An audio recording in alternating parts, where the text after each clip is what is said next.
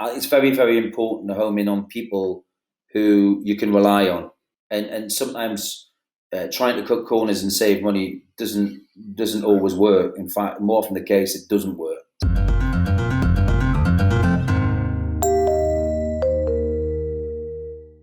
From Swoop, it's Take the Plunge, a podcast about how business owners decided to stop what they were doing and took the plunge to start their own business. We take a look at how they came to that decision and what those first crucial steps were in getting the business up and running. My name is Kieran, and I'll be your host for this episode. I'm very excited to be joined by Alex Brownless for this episode. He's the co-founder of ArtThread, the world's leading digital platform for emerging artists and designers, and launching a whole new next generation of creative talent. Over the last 10 years, ArtThread has helped thousands of new creatives launch their brands, gain employment worldwide, and they've built relationships with over 850 creative institutions and over 400,000 students in approximately 125 countries. And if that wasn't enough, before he did all of that, he had a very diverse and interesting career, working with the likes of Banana Republic, Gap, M&S, before he started as e-business manager at WGSN before starting up ArtThread. So, big long introduction. Very welcome, Alex. Great to have you here today. Great to meet you. That was a long introduction, wasn't it? May I apologise? The next time I send something, I'll make sure that you don't have to say all of it. It's deeply unfair.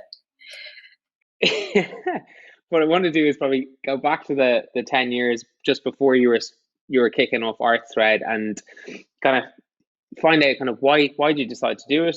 What was the rationale? What was your thinking behind it? I think I should really start at the beginning, not when I was actually born, because that would be just not right. But no, just to say that the motivation behind creating ArtThread, back in the day, and we're 12 years in now, was that I in the 80s I was an engineer and I wasn't really enjoying what I was doing, and I went to art school in the evening. I went to night school, and I just wanted to do drawing and live drawing and all the rest of it. And had it not been for this one guy, Albert, who was one of the lecturers, I wouldn't be talking to you now. I mean, he sold me the dream, if you like, right? And that you why don't you go and get a degree? And to be quite frank, it wasn't even on my roster. I got to tell you straight. I didn't want to. I was quite happy doing my cable and duct work for British Telecom in southern Scotland and northern England, but it was a bit chilly at times. And you know what? He set up a meeting with the head of the foundation at Newcastle College without me even knowing, actually. And I ended up deciding to do that, and I did a foundation for a year. That was, I love the title "Take a Plunge" because that's exactly what this was, right? It was taking the plunge, and it was a gamble. It was a big gamble because at that time I was actually making more money than my mother. We weren't living in a particularly privileged upbringing, and had it not been for that one break, I wouldn't have ended up designing for Gap and Banana Republic and had my own rave label in the 90s that made a couple of million. So, I mean, so basically the motivation behind ArtThread, again, I can't really claim it's all because of me, because that would be wrong. Katie Domini, my partner, who's based in Italy now, she created the magazine. And I just, when I bumped into her, and I hadn't seen Katie in 10 years, but maybe longer, the magazine was all about emerging talent and young creatives and in all sectors, not my sector, just fashion and textiles, but also, visual communication and fine art and sculpture and craft, you name it. And I loved it. I just thought, this magazine's great because it's showcasing really talented young people. And sometimes in life, you just got to go for it. And I popped money in. I said to Katie at the time, I said, it needs to be a website. It needs to be a digital platform. And that was the gamble. And the rest is really history. We launched it. The site is now 11 years old. Yeah, we've got relationships with 900 universities and colleges. It goes up on a monthly basis, and we've helped thousands, and I'm immensely proud. And to be honest with you, Kieran, you know me a while now, and I've got to say, if I drop down dead tomorrow, I'm proud of what we've done. It feels good, and there's things in the past that didn't feel good. So this, life's too short, is where I see it. And then I suppose you saw Katie, you saw the magazine, and you had the idea like we need to get this online. How was that? Was that tough? Was it easy getting it up and running, building the website? It's never easy, mate. Was it tough? Yeah, because you're building something from scratch, right? And 12 years ago, 11 and a half years ago, say, when we sat down, I mean, there was other platforms out there, like Coaflot at the time. This is before Behance and people like that. But Coaflot had been in existence, and I've become very pally with the chief executive, smashing Guy Stewart. That was the first platform I'd seen that I thought, you know what, that's really clever. But we need to add to that, and it needs to have more content, and we need to be showcasing all these young creatives. So you start somewhere and you just evolve like everyone does. But I think the nice thing, because we were small, and we still are relatively small. That there's only 4 of us, and there was only 2 of us then. We could move quicker. I mean, that's the thing to say. I mean, the bigger the entity, the bigger the company, the slower the process, because more people have say, and quite rightly, because it's called democracy. But for us, we try to be democratic, don't we? I mean, we moved at a quick rate in the end, but yeah, it was costly. Things don't work. I mean, it's like everything in it. Things don't just fall into place like you'd like. Was there a couple of kind of things earlier on you're like, that probably wasn't a good decision, would have done that differently in hindsight? Yeah. I mean, I think we started off quite well, honestly. We weren't throwing money in the wind. I think because it was our money, right? I think that's important to say, that because it was our money, we were more, you really do think it through, right? And so I think we were very realistic to ourselves early on. But when we started getting bigger, a couple of years in, we had a few thousand portfolios on there. Then we had to add to the platform, and we went down the road of, we went on freelancer.com, and we thought we'd come across a chap on there who was the right person for us to build the new platform. And to be honest, it was a disaster. It was a total disaster. He came in 25% more economical than the guys previous that originally built our platform. But it was starting all over again, and he didn't get it. In hindsight, and I think hindsight's fantastic, isn't it? Sometimes it's better to work with the devil, So not weirdly, but coincidentally, we're going through that process again where, the guys that built our 3rd version of our platform 4 years ago are now doing the new the 4th version. I mean, there's loads of versions, but the 4th major version, because in 6 months' time, we're going to have other things. We're going to have a marketplace and all these other things added to the platform. And surprise, surprise, they've got more expensive because they've got bigger overheads. And you know what? Yeah, we're loyal, and we'll pay that extra 30%. Why? Because better the devil you know, and also the fact that they delivered in the past. And so trying to cut corners and go down the economical route and think, I can get someone to do this, and they've come. Sometimes it doesn't work. So I think sometimes it's better to stick what you know and stick with the people who do deliver, because we've had people let us down. And in terms of kind of developing the RSRed platform, a lot of it is in terms of how good the platform is and being able to host the portfolios. So how have you found working with kind of outsourced technology and bringing people in? Is it an easy process, or have you learned things down to the years to make it easier to get your kind of vision and concept across? As you get older, I think you become more realistic. Trust comes into play, because we're not a big entity. We haven't got an in-house team, so we've got a freelance developer guy is brilliant. He's solid. He's up, based up in the north of England, and he says it the way it is, which is great, because he's a realist. And I think there's some people out there that you talk to that they paint the dream and they don't deliver. I think it's like everything. Life is not like the Moonlight Sonata, right? You're gonna get ripples. You're gonna get. Hopefully, you're not going to get tsunamis, right? But I think that we once you you do these baby steps, and you think, right, well, that worked and that didn't work. So you've just got to learn from your mistakes, right? And we all make them. It's called, moving forward, right? But it's very, very important to home in on people who you can rely on.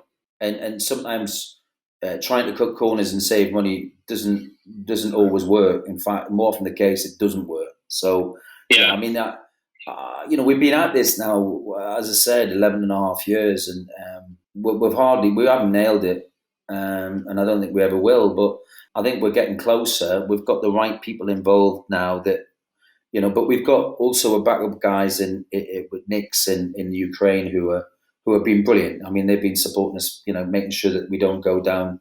They support us 24/7, 365. And to be fair, they luckily again, it was through recommendation of people I trusted, that we found them, and they've delivered for them. So we thought we'd give them. Sometimes it's just it's communication, isn't it? I mean, that's the thing, you live and learn. And in terms of if you look at the last 11 and a half years, you've grown the database and the number of students to huge numbers with such a relatively small team, and engaged across so many different countries. So there's obviously a couple of things that have gone particularly well to make that happen.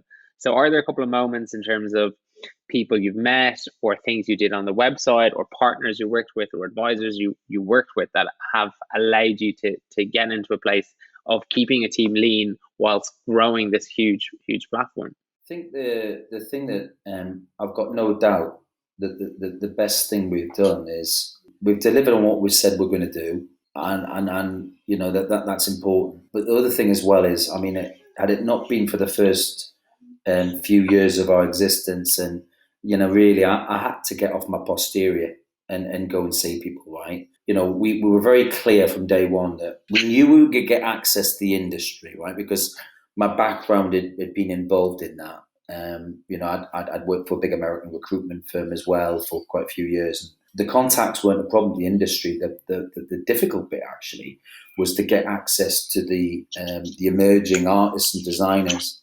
And the only way to do that really was to build relationships with the institutions. So you can't do that on a phone call. You can in time, and we have, and obviously with Zoom and things like that now.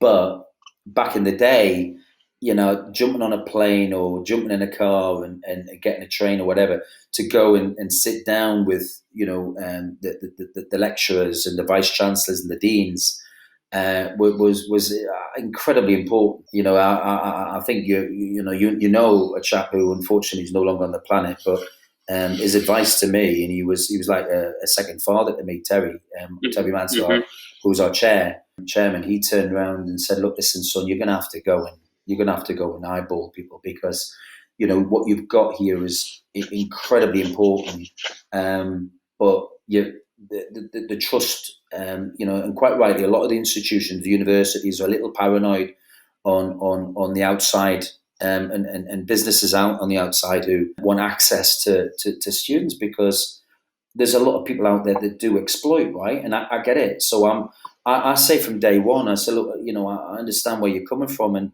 but this is what we do, this is what we're about, this is what we're trying to achieve, and it's just totally transparent. And eventually, some take the plunge, and then there's others who'll, they'll move in their own time. They don't, jump with two left feet, and I get it. And now, now we've got these 900 odd universities in 125 countries, and had I not jumped on planes and got to see some of these guys, it would never have happened.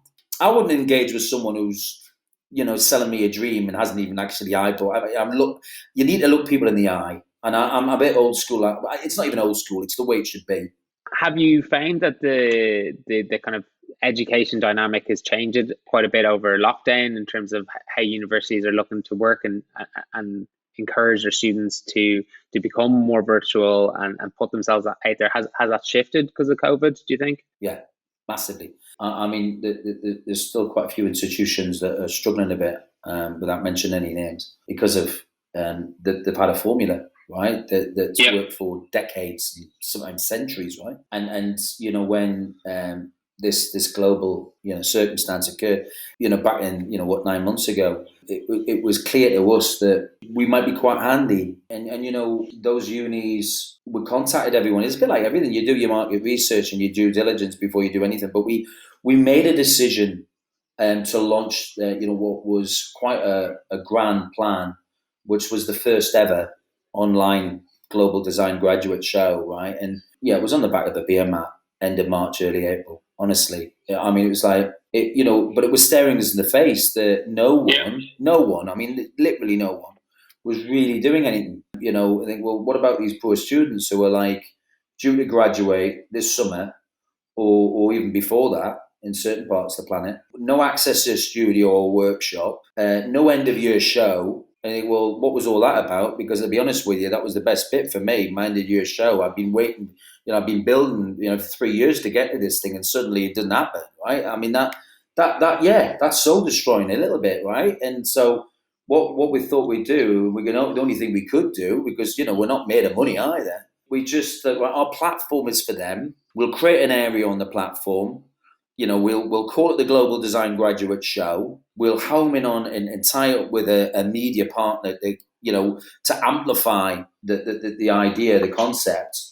And, we'll talk with quite a few. And to be honest with you, it's quite shocking to say, and without mentioning names, not a lot were moving until we actually spoke with ID, and their, Vice Media, who own ID, have final say, because they're the umbrella company, and they say, yeah, this is a no-brainer, let's do it. And there were some of the bigger entities that you'd expect that should jump on it, didn't, and right, okay, let's do it. And the great thing with ID and Vice Media was it was the right demographic. It was, under 30s, and that helped us. That moved quick. It meant that my advice is it's good to collaborate. Very good, and it's very healthy to partner, right? And that helped us get the word out.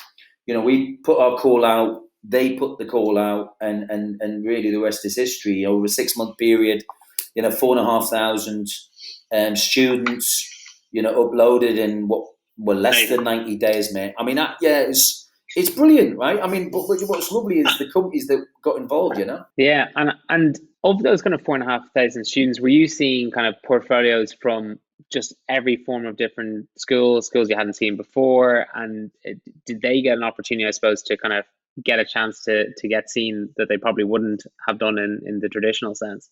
100%, yeah, 100%.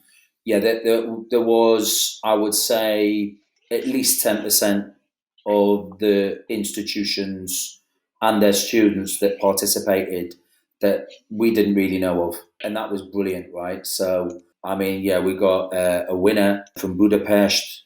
We got a winner from Borås. I didn't even know where Borås was. And it's in Sweden. I mean, I should know. I'm virtually Scandinavian. All the Vikings came over back in the day where I came. Isn't it fantastic when, something comes together, and, when you put the word out and then you ask the industry, and not just, our media partner, ID Vice Media, we also, the likes of your Guggenheims and your design museums and your Philips and your Gucci's and your Adidas's and all these other guys, they spread the word, right? And think, wow, right? We've suddenly got these amazingly talented young people from, Nairobi and Mozambique and Wellington and Reykjavik, right? I mean, it's exciting, right? I mean, like, why wouldn't you? You'd be something wrong in our, I mean, I won't waffle on anymore, but it's brilliant. And I suppose you kind of hit on it there, but would you say that in a platform style business that ArtThread is, partnerships is absolutely crucial to you in terms of how you scale, how you grow, how do you give life into it? Paramount. Everyone should collaborate. Everyone. With the right partner, obviously. Yeah. There's certain partners out there that are not worth collaborating with, and don't we know it? And I won't mention any. Yeah, we do. There's quite a few I could think of straight away, right? But honestly, people need to be a bit more. I think the key thing to say, and I'm in my 50s now, right? But quite frightening that a lot of even younger people than me are still they're not very collaborative. And what is really clear to me, and had I not been involved in this Arts Thread gig, I don't think it would have been as noticeable to me. But the younger generation are more collaborative. They trust one another more. I got to say, and it's a sad indictment, but it's the truth.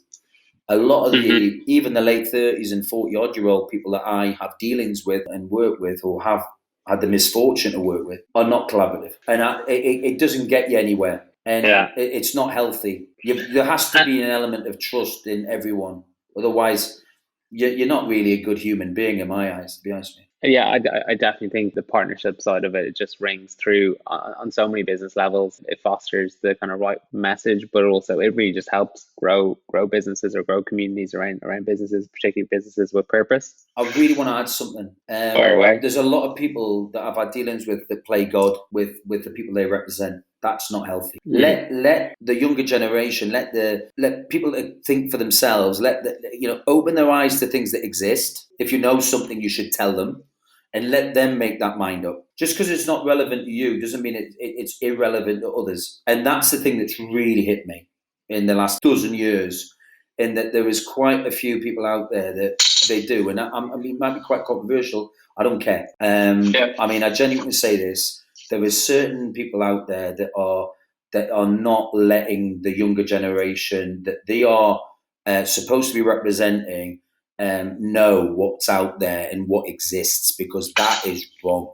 Let them come to that conclusion. Don't you play mother hen god or whatever terminology it may be, right? And I'm really, really, really, and that's why I say about collaboration and partnership. Very important. Going back again, so you've obviously had so many amazing competitions down through the years, where it's so exciting probably to see all these portfolios come through, seeing kids like absolutely go on to absolutely smash it, start amazing careers. So how do you go from that to switching back into, okay, this is a business, how do I manage this from the day-to-day side of that? Is that a challenge, particularly for yourself, but also similar creatives who will be coming out and starting their own thing? Is that something that's easy to do, or do you learn it as you go on? Yeah, it's tough. Yeah. To be constantly self-motivated every day. I can only go back in the day. I was a little bit lazy as a young individual, true, and then I wasn't getting where I needed to get. And I thought, wait a minute, what am I doing here? And I'll say this to my dying day, that you've got to work bloody hard. You've got to, even if things aren't necessarily going to plan, you will get there by putting in the graft, and there is no doubt about that. Some people do strike it lucky and things fall in their lap, but that's rare. That's rare, And I think that all the people I know that have succeeded, who have been very successful, and haven't necessarily been born with help, but isn't the be all and end all. People are born with money can waste money and have nothing in the end, right? There's others that have had to graft their way up, right? And one could argue it's probably easier that way because it's what you know.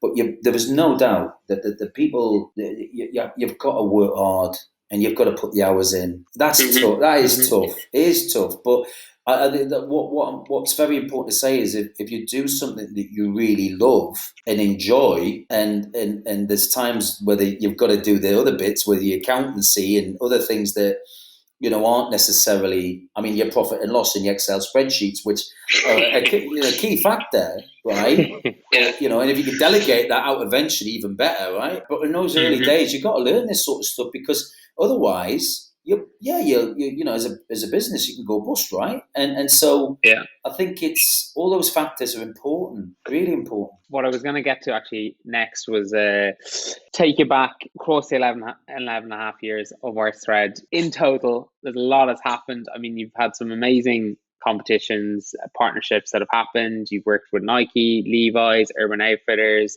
BBC. You've been in Times Square in New York. Your students' work are being presented there. You've done a global graduate campaign with Gucci, with ID. You're talking impacting hundreds of thousands of of students, is there a moment or a favorite moment you're like, wow, it really kind of sunk in, or anything over the 11 and a half years where it's like, just I absolutely love this? Was there one time it really just like hit home? God, that's mad. I've not had that question. My wife's never even asked me that. Honestly, I don't think you can rest on your laurels, right? And I'm a realist in that, when things are going to plan, I'm always thinking, well, it could go wrong. And I think it's maybe the way I don't know. It's the how my life started, as a kid. Really, I mean that's the thing, is that, just as you think things are going really well, and it can end up as a disaster. I mean, I'm not a lie, but lived in quite a privileged upbringing at the start, and then suddenly my dad decided not to pay the tax man. He ended up in Durham jail. So I think that was hard, right? Because it's like one minute I was quite a well-spoken Geordie. And the next minute, oh, wait a minute, how am I going to survive in a really rough council estate? So I couldn't be posh, right? Otherwise, I'd get beaten up, right? So I think there's a realism, right, in that you can't take things for granted. So yeah, you're right. I mean, isn't it great that your logo's on the side of a few buildings in Times Square, and you've got students' work up there? But you know what? It lasts minutes. You gotta, you can't. You think, oh, we've achieved it. We're not even half. We weren't halfway there, and I don't think we ever will be, because at the end of the day, you evolve. The platform we have is only as good as what's going on, right? And there has to be consistency. And if you start resting on your laurels and think, oh, hey, listen, that's where things go pear shaped, and I can't do that. Kind of, it's not right. So then, I suppose, then what's on the horizon? What's next? Well, I mean, the thing that was missing with the platform was a marketplace. Really, I mean, we know that the consumers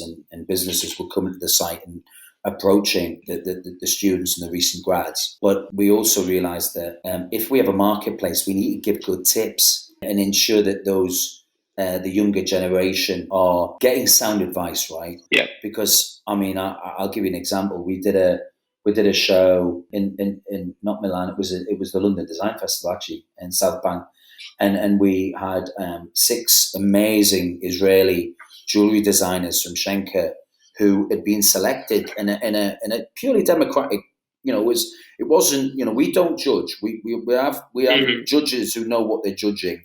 In this instance, jewelry people saying, well, these guys are unbelievable. And then they came from Tel Aviv and other Jerusalem, or wherever, maybe in Israel, and they started showcasing their beautiful jewelry, right? But their prices were all apart, right? They were giving it away. And it will, right. So I think we have a responsibility, if we're like kind of tried and trusted. If our marketplace goes live, we want to make sure that our younger generation aren't getting stitched up, right? Because that makes us like, what are we doing, right? I mean, I just think you've got to deliver. And look, don't get me wrong, we're all human. But there's times when you mess up. But if you're going to do something properly, do it properly or not bother, is the way I see it. And I think that's the way it should be, right? I mean that. Yeah. So this marketplace, which has been talked about for getting on 6 or 7 years, we're investing the monies, but before those younger designers and artists upload, I sure as hell know that we're going to give them the right info, like the tips, and work out what their prices should be, and so they're not getting taken for a ride. Because let me tell you, half of them are today. Yeah. They really are. I suppose you guys would have done a huge amount of work around a lot of the graduate fashion weeks, design weeks. You've seen a lot of good talent come through, some that have succeeded, some that haven't. What kind of advice do you give to those guys to be commercial ready, business ready? What are the things where you see them fall down, or things where you see them succeed? Well, we created a practical section on our platform way back because it was staring us in the face. But unfortunately, I don't think a lot of the grads read it, because if they did, they wouldn't be charging the prices they are. I mean, we need to collaborate with like-minded entities, and Swoop, I believe, is the right partner. There may be other partners that we need together, so that together we can spread the word and ensure that those young, and no disrespect them, slightly naive, no. That is not a negative.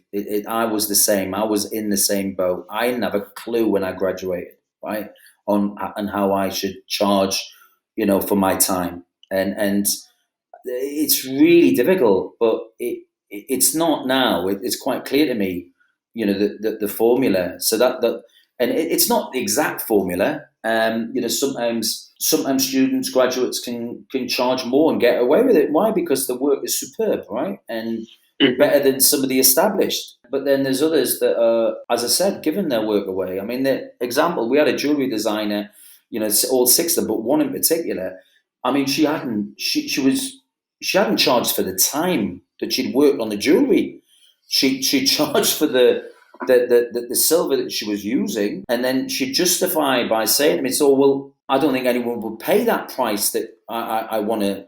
That I need to sell it. Well, then don't sell it. It's a work of art, right? And if that material cost that individual £50, and then they've spent 80 hours creating this amazing, they can't work for free.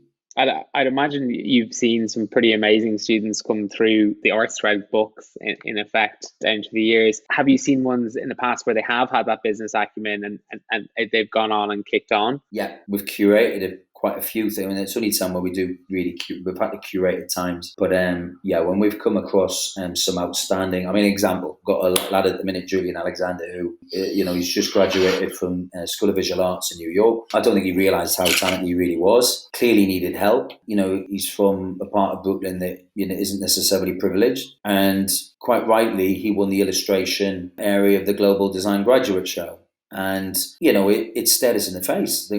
This guy is really onto something. I'd buy his work. In fact, the next thing, when I see him, and I am going to meet him when I'm next over there, when I'm allowed in the country or get on a plane when it's safe, I sure as hell know I'm going to buy one of his artworks if he sells it, hopefully reasonably.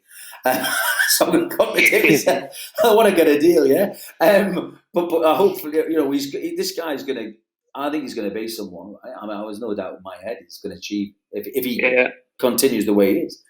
But we put him in contact with an amazing printing facility, the finest on the East Coast of the United States, and the Dugal are going to help him do a show and showcase him, and why not? It's good PR. It's good PR for them. It's great for everyone wins, right? This collaboration is what sometimes these things that your gut, your heart, your head tells you it's the right thing to do, isn't it? Absolutely. Alex, I can't thank you enough for coming on and chatting to us. I can't wait to see the Artthread marketplace come to life. I'm a huge fan of everything you've done so far. I've seen firsthand some of the competitions. I know how much of an impact it makes on the students. So I really just can't wait to see Artthread get better and better. Looking forward to new mobile version, getting the marketplace out there, bigger competitions. But from me personally, thank you so much for joining Take the Plunge. I've no doubt anyone listening to this will get huge amount of nuggets, but collaboration. And thank you so much again. Thanks very much.